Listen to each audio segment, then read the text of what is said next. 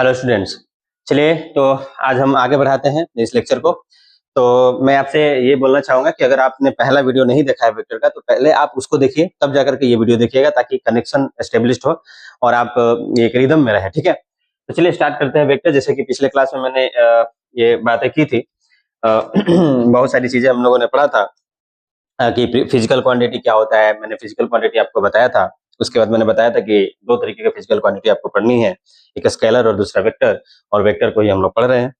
ठीक है, उसके बाद वेक्टर के बारे में हमने जाना था, वेक्टर एडिशन के बारे में हमने पढ़ा था। ठीक है, ये कुछ एग्जांपल्स हमने किया था। ठीक है, तो स्केलर वर्सेज वेक्टर के बारे में हम लोगों ने पढ़ा था। देन करंट को हमने बताया था कि करंट क्यों वेक्टर क्वांटिटी नहीं है, जबकि करंट का डायरेक्शन भी होता है, मैग्नीट्यूड दोनों होता है, पर फिर भी ये वेक्टर क्वांटिटी नहीं है। क्यों? क्योंकि ये वेक्टर लॉ ऑफ एडिशन को फॉलो नहीं करता है। ठीक, सिंपल सी बात थी। तो आज हम लोग आगे बढ़ते हैं। अब रहा बात ये कि आखिरकार वेक्टर वेक्टर वेक्टर किए हैं, तो वेक्टर को हम लोग रिप्रेजेंट कैसे करते हैं, इसका रिप्रेजेंटेशन कैसे होता है, आखिरकार वेक्टर को रिप्रेजेंट कैसे किया जाता है, ये हमें सीखना है। तो अगर हम वेक्टर के रिप्रेजेंटेशन की बात करें तो वेक्टर को इस तरीके से रिप्रेजेंट करता है किया जाता है, जैसे कि आप यहाँ एरो साइन देख सकते हैं। इसको हम लोग हेड बोलते हैं। ये वेक्टर का हेड होता है, यानी कि जिस तरफ पॉइंट करता है। अच्छा, ये हेड है ना, ये हमेशा डायरेक्शन को शो करता है कि हाँ भाई, डायरेक्शन हमारा किधर है, इस साइड है। जिधर एरो रहेगा, जिधर हेड रहेगा, वो डायरेक्शन। और ये जो होगा, ये टेल को रिप्रेजेंट करता है। तो ये कुछ चीजें हैं, आप इसके बारे में ज्यादा डिटेल्स में नोट्स में नहीं लिखेंगे, जैसे मैं करा रहा हूँ वैसे आपको करना है। हेड, टेल, और ये जितना बड़ा आप ये लेंथ देख रहे हैं, लेंथ, इसको बोलते हैं length, length of the vector. ये लेंथ हो गया वेक्टर का। जैसे कि मान लीजिए मैंने ऐसे बनाया, वेक्टर को ऐसे बनाया। ठीक है, तो ठीक है, ये हमारा क्या कहलाएगा, हेड कहलाएगा, हेड। और ये हमारा क्या कहलाएगा, टेल कहलाएगा, ये वेक्टर का। और ये इसका क्या होगा, लेंथ। आगे हम लोग पढ़ेंगे कि इसको मैग्नीट्यूड भी बोलते हैं। तो this is the length of the vector. So this is how a vector is represented, है ना। ये यानी कि यहाँ से लेकर के यहाँ तक का जो दूरी है, ये इसको हम लोग मैग्नीट्यूड बोलते हैं। मैग्नीट्यूड मतलब कि लेंथ, वेक्टर कितना बड़ा है, length. This is how a vector representation. ये पिक्टोरियल ये पिक्टोरियली जो है ये रिप्रेजेंटेशन है वेक्टर का। अगर हम सिंबॉलिकली अगर हम बात करें, सिंबॉलिकली वेक्टर को कैसे हम लोग रिप्रेजेंट कर सकते हैं, इसका सिंबल अगर हम बनाए तो सिंबल देखिए, सिंबल सिंबॉलिकली हम कैसे इसको रिप्रेजेंट कर सकते हैं। जैसे मान लीजिए आपने लिखा ए वेक्टर, तो ए आप लिख देंगे ए, और इसके ऊपर ये जो रिप्रेजेंटेशन है इसी को ऐसे ऊपर कर देंगे, तो इसको हम लोग पढ़ेंगे ए वेक्टर।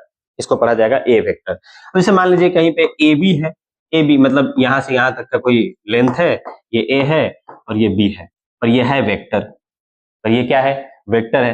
तो भाई, तो ए बी और इसके ऊपर ऐसे वेक्टर चढ़ा देंगे, तो ए बी वेक्टर पढ़ाएगा। ऐसे पिक्टोरियली हम रिप्रेजेंट करेंगे, ऐसे सिंबॉलिकली हम लोग सिंबॉलिकली ऐसे हम रिप्रेजेंट करेंगे। तो this is a B vector. तो कोई भी, मान लीजिए स्मॉल ए है, ये भी वेक्टर है, ये हो जाएगा। मान लीजिए ये कोई वेक्टर है, ठीक है, ये कोई वेक्टर है, और ये मान लीजिए कुछ भी हम इसको नाम दे सकते हैं कि मान लीजिए ये यहाँ पे O है और ये A है, तो इसको हम लोग कैसे रिप्रेजेंट करेंगे, वो ए वेक्टर, इस तरीके से। तो दो तरीके से वेक्टर को रिप्रेजेंट किया जाता है, एक पिक्टोरियली और एक सिंबॉलिकली। सिंबॉलिकली में सीधे उसके ऊपर में हम एक एरो साइन दे देंगे, और ये हमारा पिक्टोरियली हो गया। तो this is how a vector is represented. ठीक है, नेक्स्ट बात करते हैं, तो मैग्नीट्यूड ऑफ वेक्टर कैसे होता है। देखिए ये बहुत इंपॉर्टेंट है और यहाँ पे आपको थोड़ा ध्यान देनी है। ठीक है, कोई भी वेक्टर है, सपोज मान लीजिए हमारे पास एक कोई वेक्टर ए है, A is a vector, right, A is a vector. A क्या है, एक वेक्टर, आप जानते हैं। इसको कैसे हम लोग रिप्रेजेंट करेंगे, ए को हम लोग कैसे रिप्रेजेंट करेंगे मेरे भाई, ध्यान से देखिए। तो ये हो गया ए वेक्टर। ठीक, ए वेक्टर को ऐसे रिप्रेजेंट करेंगे। कोई भी दूसरा है, मान लीजिए सॉरी, मान लीजिए हमारे पास ए बी वेक्टर है, तो ये हो गया ए बी वेक्टर। ठीक, अब मैग्नीट्यूड जो होता है वेक्टर का, मैग्नीट्यूड, इसको हम लोग दो तरीके से रिप्रेजेंट करते हैं। वेक्टर के मैग्नीट्यूड को दो तरीके से, आराम से समझते हैं, दो तरीके से। मान लीजिए अगर वेक्टर हमारा ए है, ए वेक्टर है, तो इसका मैग्नीट्यूड का तरीका ये है कि आप जो वेक्टर है उसको लिख दीजिए, यानी कि ए वेक्टर, और इसके दोनों तरफ मॉड लगा दीजिए, यानी कि मॉड में इसको कर दीजिए। तो ये रिप्रेजेंट करता है मैग्नीट्यूड को, यानी कि ये किसको रिप्रेजेंट कर रहा है, this is magnitude of vector A. किस वेक्टर का ये मैग्नीट्यूड रिप्रेजेंट कर रहा है, ए वेक्टर का। तो पहला तो तरीका ये हुआ रिप्रेजेंटेशन का। दूसरा तरीका है कि आप सिर्फ ए लिख दीजिए, सिर्फ ए। तो अगर आप सिर्फ ए लिखते हैं, अगर मॉड नहीं भी लगाते हैं, तो भी ये किसको रिप्रेजेंट कर रहा है, ये मैग्नीट्यूड को ही रिप्रेजेंट कर रहा है। This is magnitude of vector A. A vector का ये क्या है, मैग्नीट्यूड है। तो मैग्नीट्यूड को कितने तरीके से हम लोग रिप्रेजेंट कर सकते हैं, तो किसी भी वेक्टर के मैग्नीट्यूड को हम लोग दो तरीके से रिप्रेजेंट कर सकते हैं, ठीक है। तो मैग्नीट्यूड ऑफ वेक्टर ए, मान लो ए वेक्टर है तो इसके मैग्नीट्यूड को हम कितने तरीके से, दो तरीके से। पहला तरीका क्या हुआ कि इसके तरफ मॉड लगा दो, ये भी इस मैग्नीट्यूड को ही रिप्रेजेंट करता है। दूसरा क्या तरीका है कि सिर्फ लिख दो, ए है तो ए बी वेक्टर मान लीजिए लिखा हुआ है, ये ए बी वेक्टर है, बट अगर हम आपसे पूछे कि ए बी वेक्टर पे ऐसा साइन तो ये क्या है, तो ये ए बी वेक्टर का क्या है, मैग्नीट्यूड है। अच्छा, अगर हम आपसे पूछे ए बी क्या है, तो ये भी क्या है, मैग्नीट्यूड है ए बी वेक्टर का। बहुत सिंपल सी बात है। तो आप, आई होप कि आपको समझ में आ गया होगा कि मैग्नीट्यूड की क्या मतलब है। तो मैग्नीट्यूड को कैसे रिप्रेजेंट करते हैं हम लोग, एक ये तरीका है, दूसरा ये तरीका है। चलिए नेक्स्ट अब बात करते हैं हम लोग नेक्स्ट बात करते हैं, चलिए नेक्स्ट बात करते हैं भाई। अब कुछ इंपॉर्टेंट पॉइंट्स है जिसको आपको नोट डाउन करना होगा, आपको इसको लिखिए, ये बहुत इंपॉर्टेंट है। चलिए अब हम लोग कुछ इंपॉर्टेंट पॉइंट्स है जिसको आप नोट्स बना के इसको लिखना है भाई, बहुत जरूरी है। तो पहला जो इंपॉर्टेंट पॉइंट्स है, पैरेलल शिफ्टिंग ऑफ वेक्टर्स। तो पैरेलल शिफ्टिंग ऑफ वेक्टर्स का क्या मतलब है, इसका मतलब यह है कि आप एक वेक्टर को पैरेलली शिफ्ट कर सकते हैं। शिफ्ट आप कर सकते हैं, शिफ्ट मतलब एक स्थान से दूसरे स्थान तक ले जा सकते हैं, कहीं भी ले जा सकते हैं, बट ध्यान आपको ये रखना है कि आपको पैरेलल शिफ्ट करना है। पैरेलल शिफ्ट अगर आप करते हैं तो उस वेक्टर पे कोई फर्क नहीं पड़ेगा। यानी कि अगर हम किसी भी वेक्टर को पैरेलल शिफ्ट करते हैं तो उस वेक्टर पे किसी भी प्रकार का कोई फर्क नहीं पड़ता है। यानी कि हम लोग क्या लिख सकते हैं कि on shifting A vector parallelly, अगर हम पैरेलली शिफ्ट करते हैं किसी वेक्टर को, on shifting A vector parallelly vector remains same, vector remains same. अगर हम किसी वेक्टर को पैरेलली शिफ्ट करते हैं तो वो वेक्टर सेम रहता है, चेंज नहीं होता। जैसे कि इसको समझने की कोशिश करते हैं, आइए अच्छे से। मान लीजिए मैंने कोई एक स्पेस में हमने वेक्टर लिया, ठीक है। मान लीजिए मैंने कोई वेक्टर लिया स्पेस में, मैंने क्या किया, एक वेक्टर लिया। सपोज मान लो मैंने वेक्टर लिया ये, सपोज मान लीजिए ये हमारा एक वेक्टर है, आप ध्यान से देखें, ये हमारा वेक्टर है और हमने एक दूसरा वेक्टर, मतलब अब क्या कर रहे हैं कि एक वेक्टर मैंने हम ये कंसीडर कर लिया, कोई भी वेक्टर हो सकता है ये, मान लीजिए हम इसको नाम भी दे सकते हैं, मान लीजिए ये ए वेक्टर है, ठीक है। ये ए वेक्टर स्पेस में पड़ा हुआ है। तो अब आप क्या करेंगे, इस वेक्टर को सेम वेक्टर को यहां से आप क्या कर सकते हैं, एक और वेक्टर बना सकते हैं, एक और वेक्टर बना सकते हैं। यानी कि आप इस सेम वेक्टर को कहीं शिफ्ट कर सकते हैं। बट शिफ्ट जब आप करेंगे तो आप ध्यान देंगे कि वेक्टर पैरेलली शिफ्ट होना चाहिए, पैरेलली आप इसको क्या कर सकते हैं, शिफ्ट कर सकते हैं। तो एक और मैं वेक्टर आपको बना के दिखा देता हूं, यानी कि एक और वेक्टर मैंने आपको बना दिया, सेम वेक्टर है, मैंने इसी वेक्टर को इस स्थान से यहाँ पे चेंज कर दिया, यानी कि प्लेस इसका चेंज कर दिया। बाकी सब मैंने सेम रखा है, इसका जो लेंथ है, मैग्नीट्यूड है वो भी सेम रखा है, डायरेक्शन भी सेम रखा है। मैग्नीट्यूड और डायरेक्शन चेंज नहीं करना है, क्योंकि अगर आप मैग्नीट्यूड और डायरेक्शन चेंज करते हैं वेक्टर का तो वेक्टर ही बदल जाएगा। इसका मतलब है कि आप इस वेक्टर को उठा के यहाँ शिफ्ट कर सकते हैं, पैरेलल शिफ्ट करेंगे। आप इसी वेक्टर को, मान लीजिए ये जो वेक्टर है इसी को उठा करके, सॉरी एक को सिलेक्ट करना था मुझे, तो मान लीजिए ये हमारा जो वेक्टर है इसको हमने उठाया, चलिए नहीं हो रहा है, मैंने इसी को उठाया और यहाँ पे रख दिया। तो ध्यान ये रखना है कि आप पैरेलल शिफ्ट कर सकते हैं। तो parallel shifting of vectors allowed होता है। तो क्या हमने सीखा कि हम किसी भी वेक्टर को पैरेलल शिफ्ट कर सकते हैं। पैरेलल शिफ्ट करने से उस वेक्टर पे किसी भी प्रकार का फर्क नहीं पड़ता है। चलिए नेक्स्ट हम बात करते हैं। नेक्स्ट क्या है, नेक्स्ट प्रॉपर्टी, सेकंड प्रॉपर्टी काफी इंपॉर्टेंट प्रॉपर्टी है। ये कह रहा है रोटेशन ऑफ वेक्टर्स। अब आपने वेक्टर को शिफ्ट किया, पैरेलली शिफ्ट किया, पैरेलल शिफ्ट करने से वेक्टर पर कोई फर्क नहीं पड़ा। नेक्स्ट है कि रोटेशन ऑफ वेक्टर्स, आप वेक्टर को रोटेट भी कर सकते हैं, रोटेट भी कर सकते हैं। तो ध्यान देना है, मान लीजिए ये कोई वेक्टर है, ये कोई वेक्टर है, अब आप इसको क्या चाह रहे हैं, आप इसको चाह रहे हैं रोटेट करना, आप इस वेक्टर को चाह रहे हैं रोटेट करना, ठीक है। इस वेक्टर को आप क्या चाह रहे हैं, रोटेट करना। जैसे कि मान लीजिए ये कोई वेक्टर है हमारा, ये कोई हमारा वेक्टर है, अब हम इस वेक्टर को चाह रहे हैं रोटेट करना, ठीक है। हम इस वेक्टर को चाह रहे हैं रोटेट करना, तो क्या हम रोटेट कर सकते हैं। अब देखिए जैसे ही हमने ऐसे रोटेट किया, पहले कहाँ था, ध्यान दो, पहले ये वेक्टर यहाँ था, पहले ये वेक्टर यहाँ था। अब आपने क्या किया, इस वेक्टर को कुछ एंगल पे आपने रोटेट कर दिया। क्या ये वेक्टर पहले जैसा रहेगा मेरे भाई? अगर तुम ध्यान से आप देखोगे तो ये डायरेक्शन हो गया वेक्टर का पहले शुरू में, और बाद में ये डायरेक्शन, तो डायरेक्शन ही चेंज हो गया। अब जब डायरेक्शन ही चेंज हो गया तो वेक्टर कैसे सेम रहेगा, वेक्टर बदल गया। अगर ये वाला वेक्टर ए है, व्हाइट कलर वाला वेक्टर ए है, तो ये जो पीला कलर का जो वेक्टर है ये ए नहीं होगा, ये कोई और वेक्टर बन जाएगा। क्यों? क्योंकि इसका डायरेक्शन बदल जा रहा है। फिर हम क्या रोटेट नहीं कर सकते हैं? बिल्कुल रोटेट नहीं कर सकते हैं। कंडीशन क्या है कि रोटेट आप कब कर सकते, कितना रोटेट कर सकते हैं किसी वेक्टर को? तो बात ये पहुंचा कि अगर आप 360 डिग्री रोटेट कर देते हैं किसी वेक्टर को, तो फिर वो वेक्टर पे किसी प्रकार का फर्क नहीं पड़ेगा, वो वेक्टर रिमेन सेम रहेगा। जैसे कि अगर हम ध्यान से देखें, ये भी कंसेप्ट आसान है। मान लीजिए ये कोई वेक्टर है, अब आप इसको रोटेट करना चाहते हैं। अब आप इसको क्या चाहते हैं कि हम इस वेक्टर को रोटेट कर दें। चलो भाई रोटेट करके देखते हैं। इस वेक्टर को हम रोटेट करना चाहते हैं। अगर मान लीजिए हम इस वेक्टर को रोटेट करना चाहते हैं, तो अब क्या वो सेम वेक्टर रहेगा कि बदल जाएगा?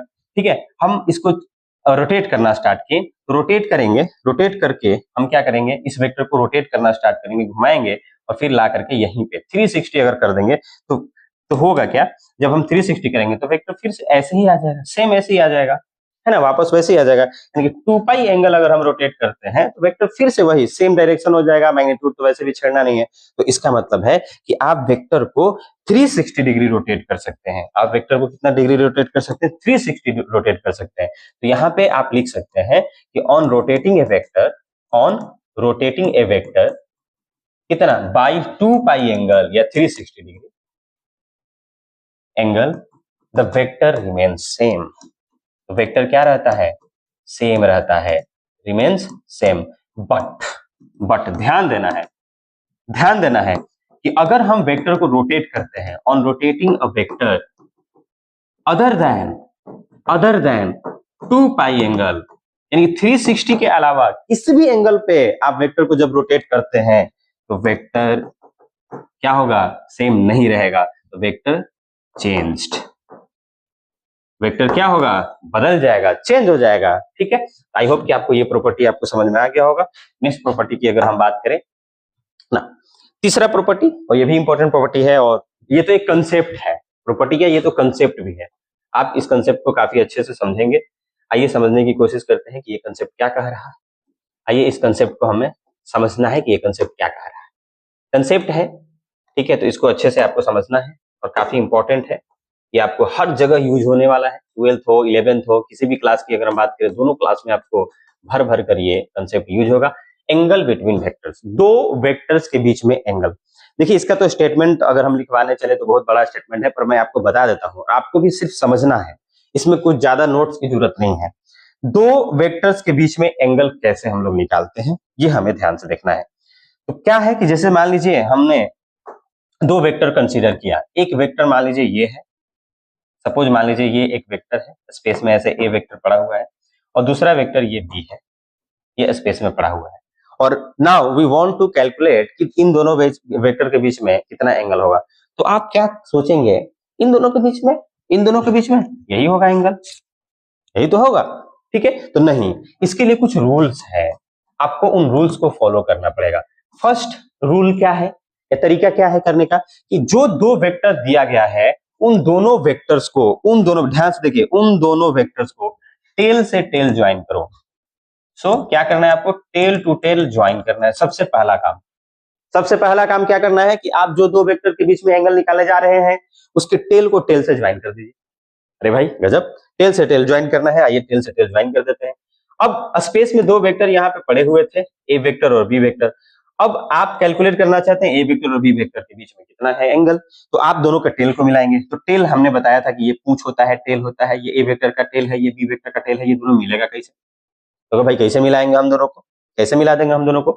तो पैरेलल शिफ्टिंग, याद करिए पैरेलल शिफ्टिंग को। तो पैरेलल शिफ्टिंग में क्या कहा गया था, कि पैरेलल शिफ्टिंग में यही तो बोला गया था कि हम दो वेक्टर को क्या कर सकते हैं, पैरेलली शिफ्ट कर सकते हैं। तो आप इस वेक्टर को यहां से उठाएंगे और सेम, यानी कि डायरेक्शन नहीं बदलना है, सेम ऐसे ड्रॉ कर देंगे। यानी कि आपने क्या किया, इस वेक्टर को उठा करके ए के टेल से मिला दिया, तो बी वेक्टर को उठा के ए के टेल से यहाँ पे मिला देना है। अब जैसे ही यहाँ पे मिलाते हैं तो अब जो ये बना, अब आप यहाँ पे एंगल बता सकते हैं कि इतना एंगल होगा। तो दूसरा काम आपको क्या करना है, पहला तो आपने टेल से टेल ज्वाइन कर दिया, जैसे ही आप टेल से टेल ज्वाइन करेंगे तो दो आपको एंगल नजर आएगा, एक ये वाला एंगल नजर आएगा और दूसरा आपको एक और एंगल नजर आएगा, ये वाला। दूसरा आपको एंगल कौन सा नजर आएगा, दूसरा आपको एंगल नजर आएगा ये वाला ग्रीन वाला, और एक येलो वाला जो यहाँ पे दिखाई दे रहा है आपको। दोनों में से कौन सा एंगल हम लोग कंसीडर करेंगे भाई?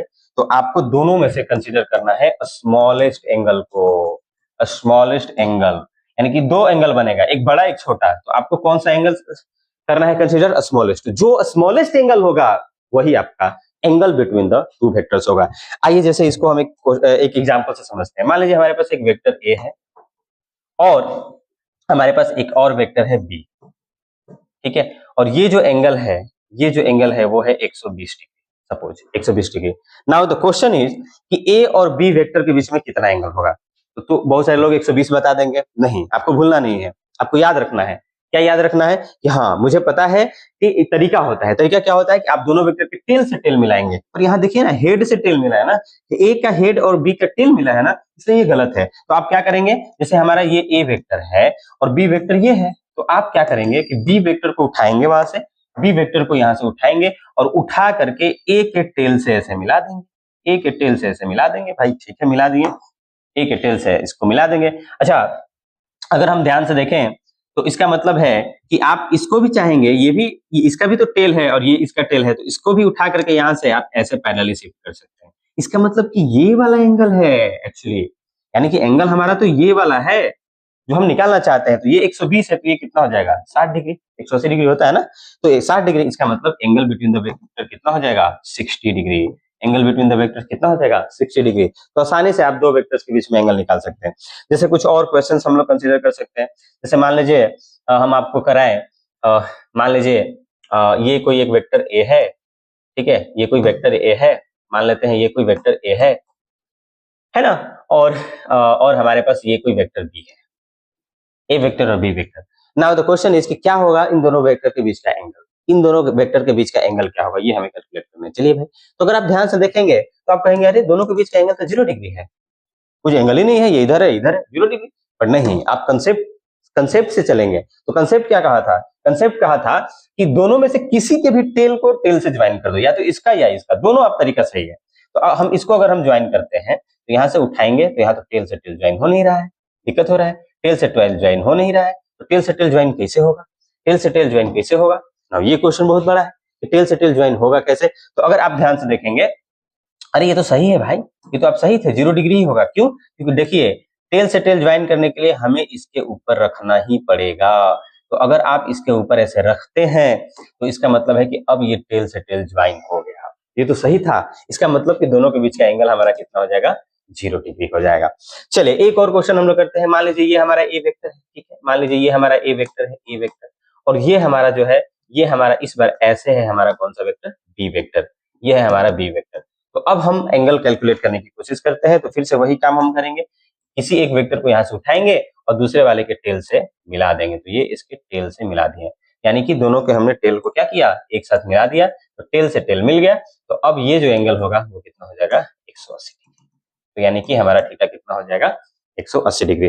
जैसे सपोज एक और क्वेश्चन हम कंसीडर करते हैं। मान लीजिए ये कोई ए वेक्टर है, ए वेक्टर है, और ये हमारा बी वेक्टर है, ये हमारा बी वेक्टर है, और इसने दिया कि ये जो एंगल है, मान लीजिए ये जो एंगल है, ये जो एंगल है, ये मान लेते हैं 60 डिग्री। तो बताइए ए और बी के बीच में कितना एंगल है? तो आप जल्दी से कह देंगे 60 डिग्री है। नहीं, फिर से वही कंसेप्ट, आप क्या करेंगे कि दोनों के टेल से टेल मिलाएंगे। तो मान लीजिए हम इस वेक्टर को यहाँ से उठा लेते हैं। सपोज अगर हम इस वेक्टर को यहाँ से उठा लेते हैं, सपोज यहाँ से ये पूरा उठ रहा है, तो इसको हम लोग क्या करते हैं कि यहाँ से मान लीजिए उठा लेते हैं।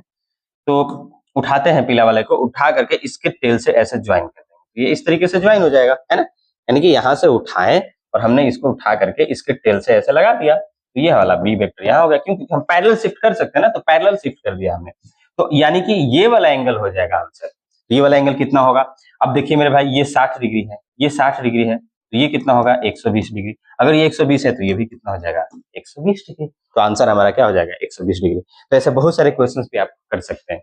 तो ये कुछ इंपॉर्टेंट पॉइंट्स थे जो आपको ध्यान में रखने हैं, ये इंपॉर्टेंट पॉइंट्स है। तो आज हमने बहुत सारी चीजें सीख लिया, तो आज के लिए इतना ही रखते हैं, ठीक है। बाकी हम लोग नेक्स्ट वीडियो में करेंगे, ठीक है। तो आप इसी तरीके से अपने नोट्स पे बनाते चलिए, लिखते चलिए सारे टॉपिक्स को, और क्वेश्चंस आप प्रैक्टिस जरूर करें। आपको क्वेश्चंस मैं भी प्रोवाइड करूंगा, और आप अगर चाहें तो आप खुद से भी क्वेश्चंस को कर सकते हैं। उसके लिए आप गूगल पे जा सकते हैं या कोई टेक्स्ट बुक है अगर आपके पास वेक्टर का, तो उसको भी आप कर सकते हैं। आई होप कि आपको वेक्टर समझ में आ रहा होगा। अगर किसी भी प्रकार का कोई दिक्कत है या कुछ आप बोलना चाहते हैं तो आप कमेंट कर सकते हैं कि हाँ ये दिक्कत है या ऐसे हो रहा है वैसे हो रहा है, जो भी है। और आपसे ये भी है कि आप इसको फॉरवर्ड भी करिए अपने दोस्तों को और सब्सक्राइब भी कर लीजिए। Thank you so much. आज के लिए इतना ही, बाकी नेक्स्ट वीडियो में हम मिलते हैं।